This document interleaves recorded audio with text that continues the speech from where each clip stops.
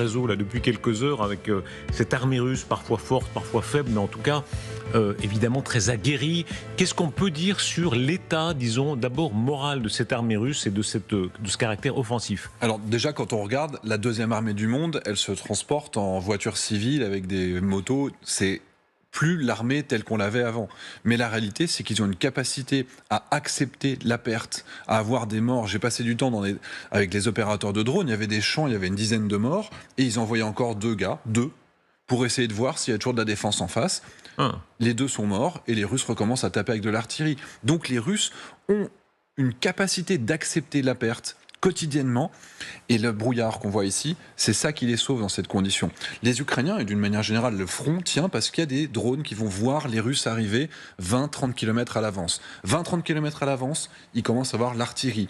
Puis ensuite, quand ils sont à moins de 10 km, il y a les chars. Et puis quand ils sont à 5 km, il y a les drones. Mais quand vous avez du brouillard, il n'y a aucun drone d'observation ukrainien, et donc il n'y a pas la possibilité de les arrêter.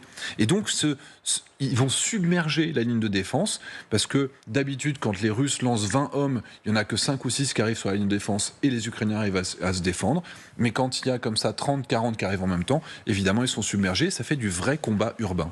Est-ce qu'il y a une dimension psychologique, c'est-à-dire, moi j'entends ça chez certains militaires français, il y a beaucoup de militaires français très courageux, très aguerris, notamment dans les opérations extérieures, mais disons les choses, il n'y a pas ce grand nombre de Russes ou d'Ukrainiens qui sont à ce point durs et aguerris. Alors déjà, nous n'avons pas l'expérience du combat de haute intensité. Nous avons une expérience du combat, nous avons des vrais commandos très très formés, qui sont incroyablement performants pour les guerres que l'on a menées jusqu'en 2022. Mais la guerre n'est plus la même.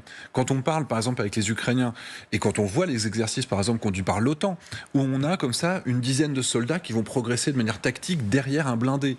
En Ukraine, les Russes, les Ukrainiens, vous ne pouvez pas vous approcher à moins de 50 mètres d'un blindé. C'est suicidaire. Vous ne pouvez pas faire un groupement de 3 ou 4 hommes parce que vous allez